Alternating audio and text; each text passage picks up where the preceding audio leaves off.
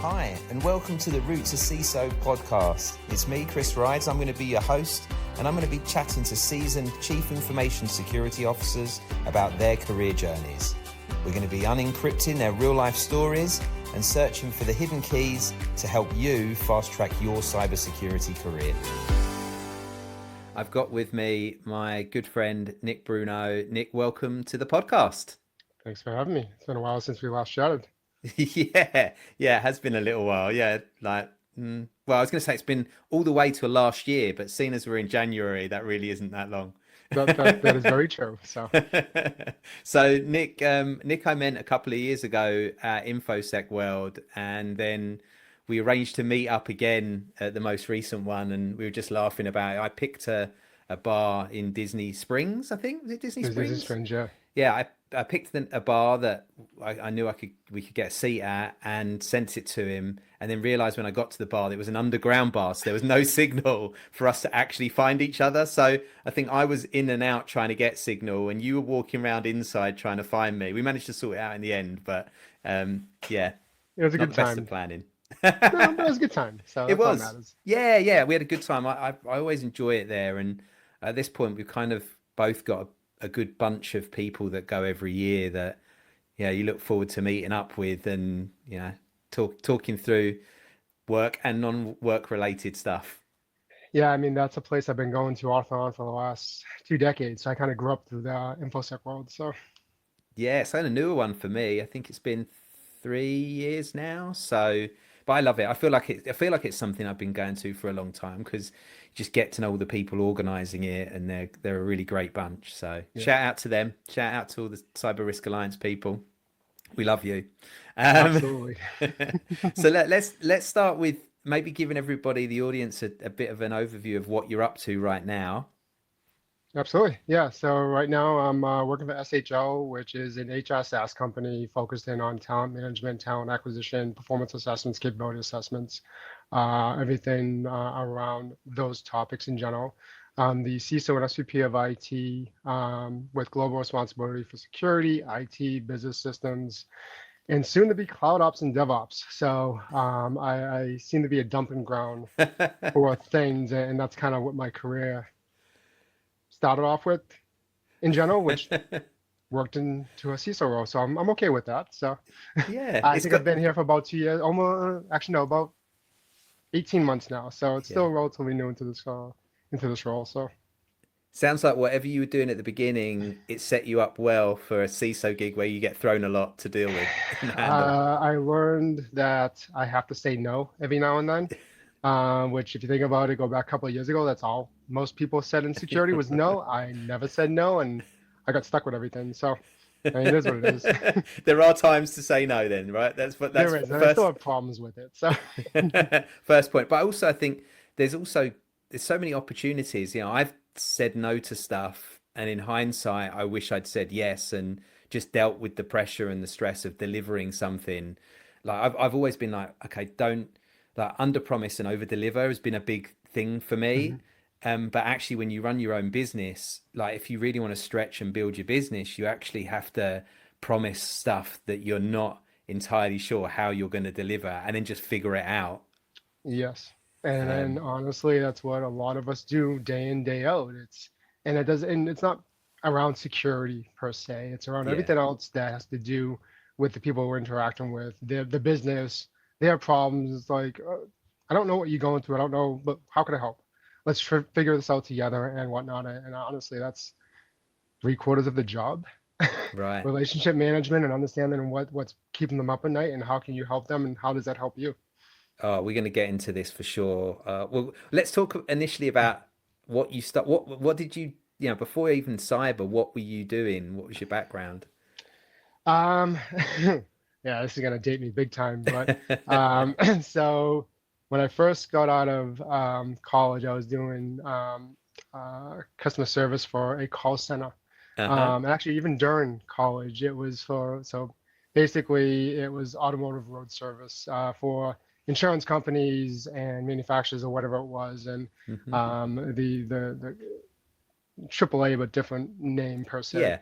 But I did that for 2 or 3 years, and then that company spun off a startup company that was going to do call center activities for .coms or the dot bombs during that time, and it was chat, which that was innovative. Chat, email.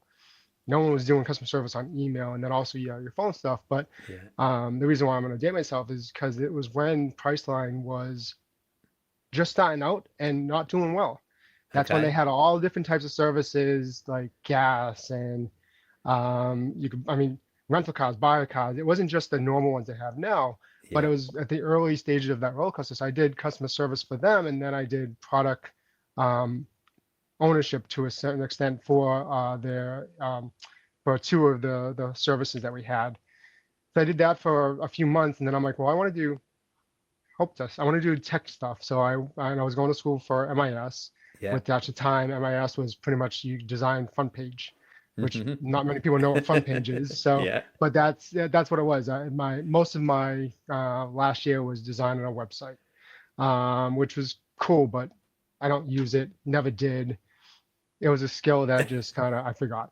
Yeah. Um, and basically, um, I had an opportunity to get onto the help desk for that startup company, and the started off just unlocking accounts and all that stuff. And then, as with most .coms during those days, they went under.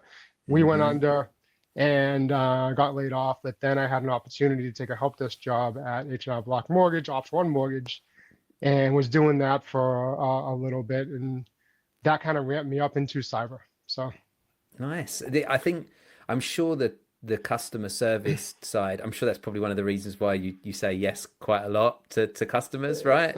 But yeah. I feel like that's a really good base for any. I kind of worked in like travel agency that's kind of that mixture of sales Yep. and but also customer service, dealing with people's issues, that sort of stuff. And then and then I was in like conference sales and conferencing stuff. And again, it was all sort of making sure people were doing okay. And I feel like that's a good foundation for most jobs, because if you know how to work with people, whether they're people that work for you, work alongside you, your bosses, and you can communicate, especially under pressure. Customer Hmm. service, you're dealing with a lot of people that are and potentially annoyed or stressed or whatever. And if you can deal with those people and do a good job, it's kind of like a great foundation for pretty much anything. And I'm sure it is for security too. Oh, absolutely. Yeah. And the other thing that goes against me with not saying no is I grew up in a military family. My dad did 30 years Army. I enlisted in the Army National Guard, mostly to pay for college. Right. But that was basically, you didn't say no, you just did it. Yeah. Yeah. Yeah. And that kind of ramped me. So going back to being on the help desk, and when 9/11 hit, I had the military background, and my Mm. boss basically said, "You're going to do security." And at that point, it was physical security or dealing with viruses. I'm like, "No, I'm not doing that." And he's Right. like, "No, you're gonna do that." And I'm like, "No." So we fought for, it seemed like days. It was probably just hours. And he sent me to a conference over a weekend, and it just blew my mind as what security was. And that's where I just started to like, all right, well, let's try it. And I started off mostly on the network and the operations, vulnerability Hmm. management side, and then it just kind of snowballed. Yeah. Yeah. And once you get in, and like, I think for people that are in the outside, and especially we go back a few years, and by the way, you're not dating yourself, because some of my guests on here have been talking about mainframes and Pascal and COBOL kicks and stuff. So, Yeah. we've all been around for a while, hence all the grey hair. But 23 years feels like 53 at this point. right, yeah, I have this is my 25th year in tech recruitment. 25 years, like, 23 years in securities, and I did probably 3 or 4 years before that. So, right. again, out of college, what else you gonna do? Yeah, yeah. No, I love it. I think like it is very mission led, and I think that's what makes our community so good, right? Is that and actually nowadays, obviously, we know a lot more about security. We hear a lot more about hacks. Back then, even when I started this business in 2012, I had to really sit my mum and dad down and tell them what kind of business I was starting, because they didn't know what that was, and so I had to explain it. Now they're the ones that are sending me links to what they see on the news, right? Yep. Or oh, I got this email, looks a bit suspicious. This is my mum and dad in their 70s and they're sending me this stuff. So so yeah, now it's kind of a bit more common, but I think it's very mission led, and I think sounds like from your end, once you like found out a little bit more about it, it was much more sexier area to work in, right? Yeah, and that's where I was like, I couldn't get enough information as to what it meant, and it was very broad when it was described to me. And then when I Mm. went to that conference and started digging into it, and conferences back then weren't that great. It was mostly focused on audits. Yeah. So I Yeah. mean, but the part that I was able to get out of that was operational, that was technical, that was the sexy fun aspect of it. That's what I kind of grabbed on and started pulling on, and went to get my graduate or my master's in security management and network security, and even back then that was still very fundamental compared to today. But it's Right. like there wasn't enough information. I got exposed to infosec worlds, where I started meeting a lot of people, a lot of my mentors from those weekend workshops, and so it's just it was life at that point, which is probably not a good way of looking at it. But when you're in your early 20s and that's what you want to do, then that's what I did, and it just kind of went from there. And yeah, you put a lot of work and effort into it over the last couple decades and whatnot. And yes, you probably miss out on more things than you should have, but it's no regrets is probably the best way Yeah. of looking at it. Well, like if we look at most of the people we know in the industry, right, the ones that have been really successful have all just got a passion for it. Yeah. I look at my business partner Rob, and he like I'll talk to him and I'll be like, "What you doing? What you up to at the moment?" And he was like, "Well, yeah, I'm just building this." He'll be building something, computer related, or an app or something, and then he'd be like, oh, "I'm trying to hack this thing that I bought." So, and that's just what he does in the evenings, right? And I feel like, especially as when your earlier career, or you don't have a family, is probably easier, right? When you're so passionate about security, you have the time to do that. You have the time to buy things and break them and hack them and do it because that's your interest, and it is your work, but it's not. You're not being paid to Yeah. do that, right? It's the fun you're having. And I think those are the people that do very well. And that's one of the reasons why when people recruit, they always ask, I want to see somebody with passion. Like how many times do I see, Yeah. I want somebody that's passionate about security. And probably, as you say, that's not always healthy because those people are probably the same ones that then take their work home and are like, that I don't like what came up in that test. I'm not feeling very good about that. We don't know of anything. There's no obvious vulnerability, but maybe there's something going on. And I remember at one of our first penetration tests we did as a business, we had something. It was a ColdFusion app. We Mhm. were we were testing, and something came up in there that just didn't make sense. And we knew we had all the vulnerabilities that were known, but there was something that wasn't right. And Rob was like, "There's just something not right about this. I need to reach out to some people." And we end up reaching out to one of the foremost ColdFusion sort of experts in the States. And it's amazing how the community just comes together. We literally just reached out to him. I think it was over LinkedIn, and he responded within a couple of hours. Oh And wow. then Rob had a conversation with him, and he was like, "Look, I don't really know you. I can't tell you what it is, but there is something that we're aware of that hasn't been announced yet." And then he gave us a couple of sort of clues as to what we needed to do, and up bumped to like a full back door with access to the app, upload, download, everything. And Oh wow. we was like, bang, that's kind of an evidence of just that passion when it, you're the same people that kind of it works in your brain like a worm, right? You think something's not right, or you want to work on something, or something like that. Those are the people that do well. And I think a lot of the CISOs I've spoken to have had that, and a lot of the people they try and hire have that too. Yeah, I think early on it's very difficult to shut off, and Yeah. it's to separate it. And I think over the years, I've changed my approach, and a lot of it has, and especially when you get into like leading a team and trying Hmm. to mentor, and they have the same questions. Like, I have problems disconnecting. It's like, oh, well, let's focus on family, friends, focus on your skill set, focus on things that, yes, you're still passionate about what you do, but you have to figure out that separation to a certain extent and block time off during the day.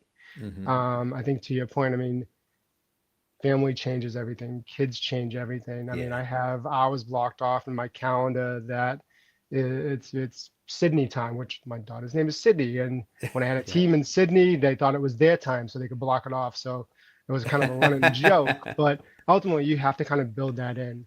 Yeah. And I think time management is an area that I struggle with a lot. So being Yeah. able to kind of block time out for personal things is important. It's kind of how I structure my weeks. So Yeah, that's we've not really talked about that on here, but I agree with you. There's a lot. I with my staff, I've always told them, when you're planning your day, what do you need to get done? Like, is there anything you need to get done from a personal point of view? Because there's nothing mhm, worse if you're working back then, you're working in an office and you have lunchtime and you work all morning, you have your lunch, you work all evening, it's 5 o'clock, 6 o'clock, whatever time you're finishing, and then you look and you're like, oh, I was supposed to call that company and they close at 6, yep. and that just adds stress to your day. So I was like, you build in when you're planning your day, you build in the stuff that you need to do for you. And I don't, I don't care when you build it in. And I look at it now, like now most of us work from home or remote, or a lot Mhm. more of us do. That's even more important because, my day looks very different than when we had offices and I was in there. As I'm sure yours does. When Alani comes back from school, I try and block half an hour to go and sort of play with her and have some time Mhm. with her. Um, I cook the dinner. My wife could burn a salad, so I cook dinners most of the time. So We're gonna show actually, her this recorded after, right? yeah, yeah, damn, it's going to be out there. No, actually, I can say that because I've said it in front of her. She would 100% agree. Although I will say, I also should say this very quickly, that she's got much better. She's much better, and I think a lot of the stuff that I cook, she's learned how to cook as well. So yeah, I should recover that very quickly. Don't know if that'll do a job. Maybe buy some flowers or something on top of that. You might cut that area out. Yeah, yeah. Edit that bit out. But I have to block that time, and then that now means that I end up working. I'll work between 7 and 9. I get up at like 6-ish, and I do emails for an hour. So my day is spread out a lot longer, but I block times in between Yeah. to still make it work. And I think everybody has to find a way that works for them. And for some of them, it's having a delineate in the start of the day and the end of the day by going for a walk or doing whatever. So, and then making sure they turn their phone off. And for others, it's they like the flexibility. And I think that's one of the great things about working remotely, right? You can Oh, do that. absolutely. I mean, managing a global team, I have a team in India, I have a team in the UK, and I have a commercial team that's spread out throughout the world. So I mean, I'm up at 20 to 5 every single day, and I'm online working with the team and in it basically until when my daughter wakes up between quarter of 7 and she goes to Yeah. school by 7:30. So I Yeah. block off time from 6:30 to then, and then I go pick her up every day from daycare at 5. So I'll block from 5 to 8, but then I'm back on. So Yeah. and yes, it's not just directly go back on because yes, I want to try to figure out and see what's going on with my wife, who we both work from home. Yeah. She's also in security, so it's like we have a lot of things that we want to talk about, don't want to talk about, and it's just like, Right. all right, what's going on? So once I've done that, now I come back and just kind of figure out what I've wasn't up to date on and whatnot, and just try to prep. But Yeah. it's a choice to do that, Yeah. and it's not for everybody, Mhm. and I don't recommend it for everybody because you do need that separation every now and then just to kind of decompress and whatnot. And if I was more into reading books, I'd spend my nights reading books or listening to books or whatever it is. I'm not. Yeah. Yeah, yeah, yeah. You got to find your passion and what you're into, and the way it works for you. And I think the the good thing, I know there's a big push of return to office, and I do think there's a lot of people that are actually probably more productive in the office than Mhm. outside, and those people, some of those people don't want to admit that because they enjoy working from home. But there are also a lot of people that are very productive working from home. There's a lot of people that just can structure their day in a way that wouldn't be able to be done in office, and probably get a lot more done because of that. So it's a tough, Like that's a tough one. We won't spend too long. I don't No, think we need no, to we spend probably time spent too talking much time about already. that. Yeah, exactly. We probably have. I want to go back to, you talked about sort of leading teams Mhm. and stuff, and I want to understand, how did you, because that's always quite a tough jump for many people, is being an individual contributor and then moving their way up and getting that leadership opportunity. How did your first sort of opportunity come up?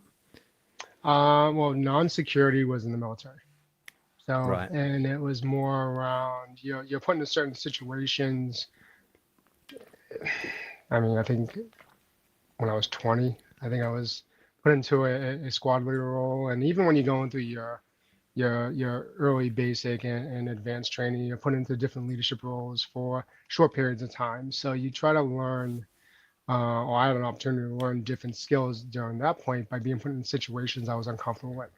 Then I'm pretty good observer of how others lead, and I try to absorb some of that stuff and things that it's like, well, I probably wouldn't have done it that way, but I understand why they did it that way, and I try to adapt it and stuff like that.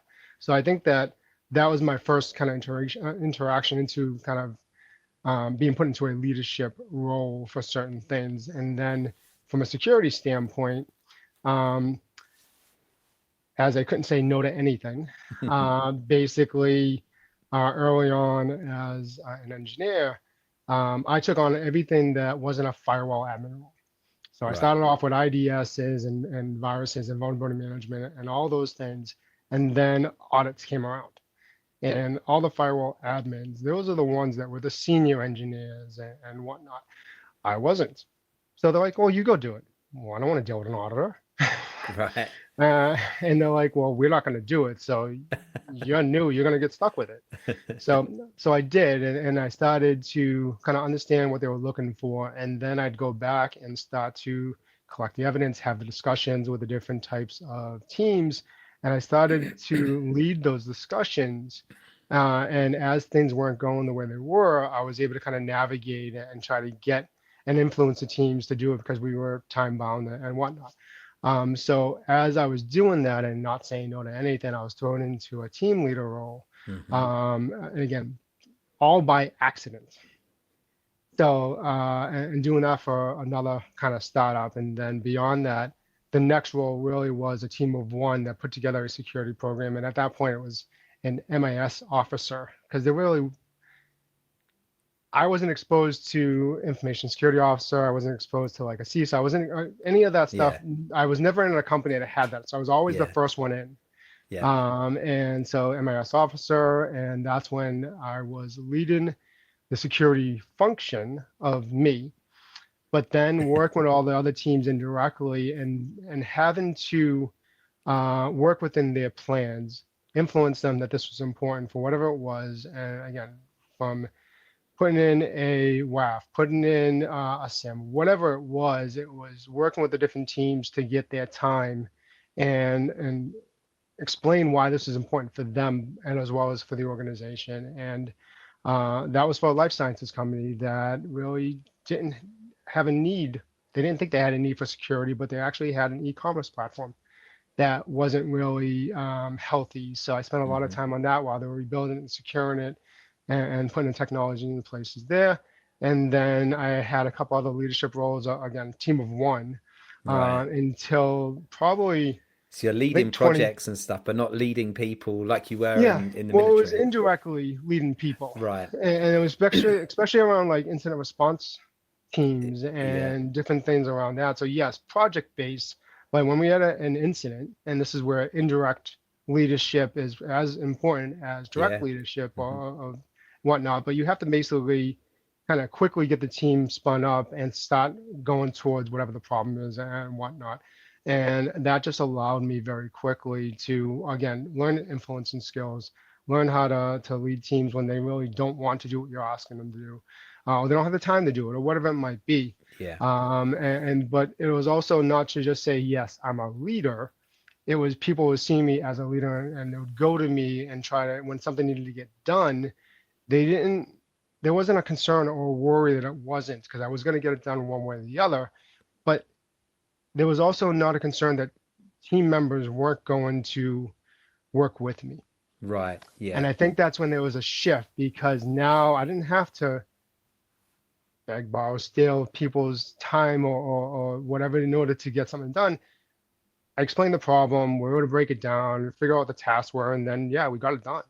Right. Whether it was on time, on budget, that we put that aside for a second. But I Yeah. mean, I think at the end of the day, things got done and we were able to move forward from an objective perspective. So Yeah, and it sounds with a lot of people, like it's the move up to leadership. It's one of those things where you learn more probably about it looking back because like quite a lot of people want it, but how you go about getting it is kind of it's more than just wanting it, it's kind of demonstrating it, right? yeah. Becoming a leader, being thought of as a leader, and in whatever way. So it might be right, you get given the audit responsibilities, but what you learn through the audit responsibilities is you then have to build relationships with people to get the information you want, and that is a building relationships is a key part of becoming a leader. So you start Mm. building all of those different building blocks that demonstrate people that are more senior perhaps than you or more experienced, and they start looking at you as a leader because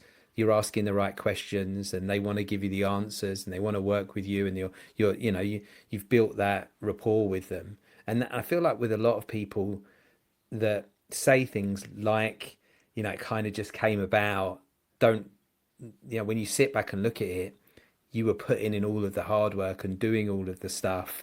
It just, it isn't something that you consciously did to make that happen. And like I said, then you go and work for companies where you're building programs and maybe you're using third parties and having to use time from other teams and things like that. Again, you're demonstrating leadership even when you don't have anybody under you directly reporting into you. That's a really powerful thing. We've not really talked about that on this because people only think about leadership as right, when I have a team of people under me, I am a leader.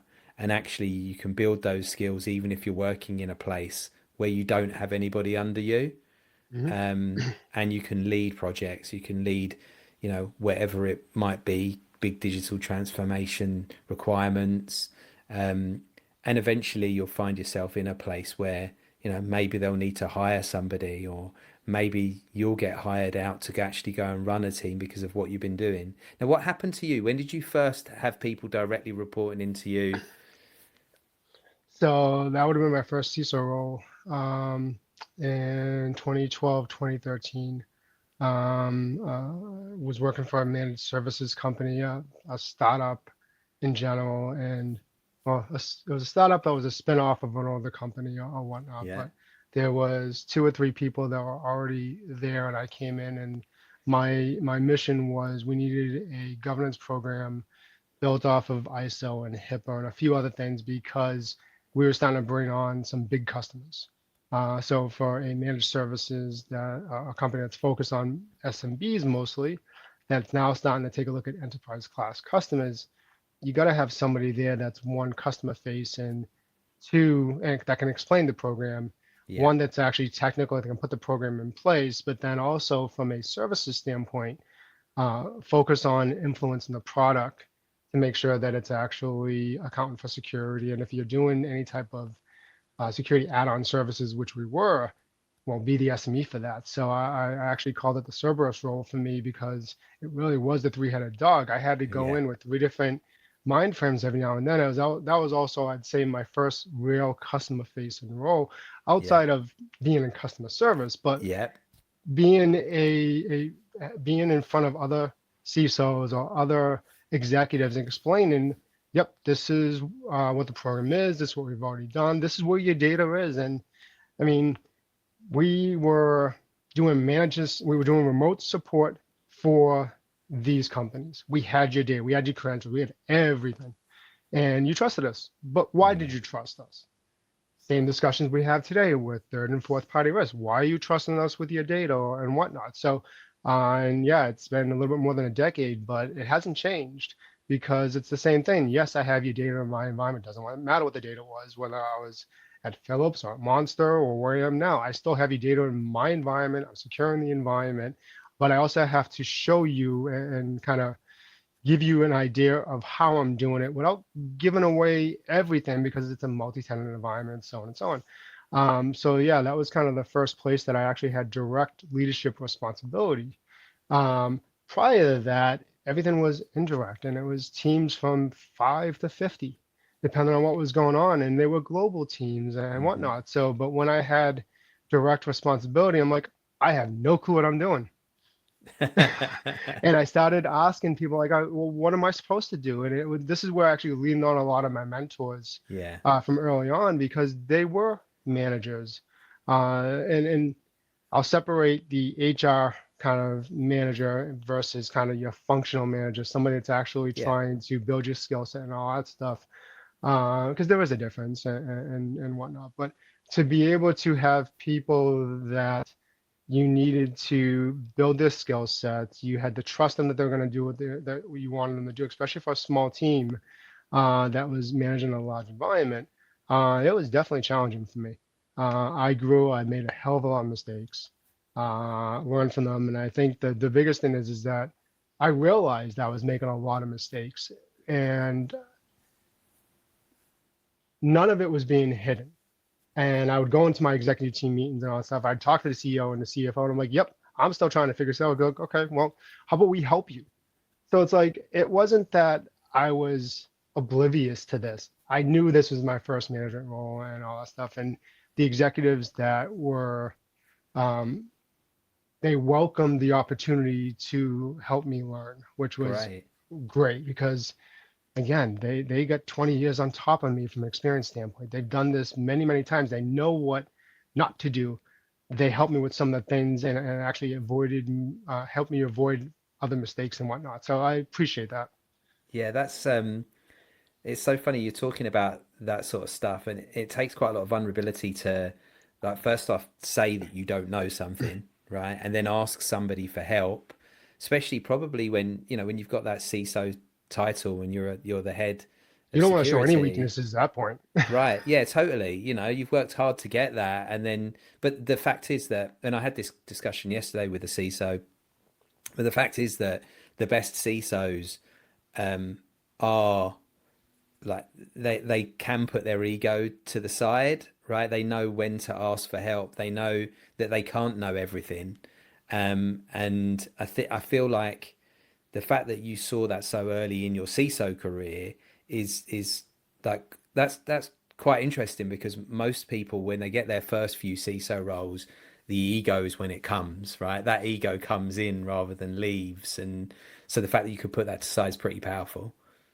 Yeah, and I think, um, I mean, growing up through kind of a military family, being exposed to that, and it helps just because you kind of go into those situations, and if you have an ego, you fail. Yeah. Absolutely fail. And so it helps when I was kind of put into, or it helped when I was in that situation initially. And I mean, my biggest weakness right now, public speaking. It always will be and always have. I mean, but I'm constantly working on it. And I mean, yes, I do not like doing keynotes and I'd rather be on a panel. I mean, you saw me in InfoSec World Yeah, last I saw year. you on a I panel. You did a stutter every great now and job. then. Nah, you Well, did a no, I great job. stutter. No, I mean the first couple minutes I'm stuttering. I make no sense. It doesn't even matter what it is. But it's like I know that going in. Accept it. I still have to do it, Yeah. but it's recognizing it. It's always gonna be one of those things I work on. And yes, I've done all the programs and whatnot that are out there. They work to a certain extent, but I think it's just recognizing. Yep, it's the weakness. Just move on.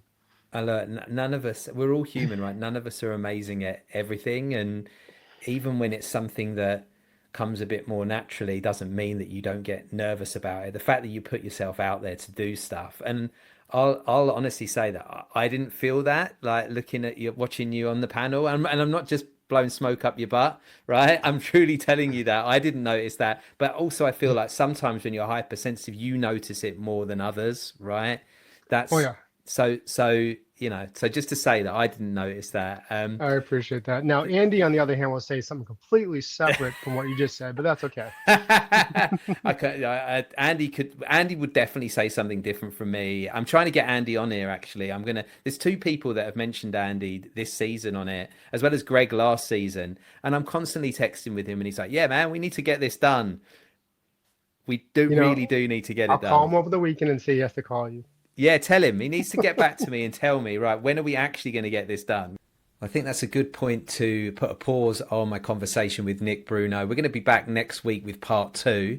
So do watch this space. Lots more for us to talk about. And trust me, it's worth joining back for. See you next week, and thank you for joining us. Thank you for listening to the Route to CISO podcast. If there's something you really want me to ask on the next episode, or if you're a CISO who wants to inspire the next generation, please reach out. I'll leave a URL to my LinkedIn profile, and make sure you connect and message me there. We're always looking for feedback, so please don't forget to like, comment, and subscribe wherever you get your podcasts.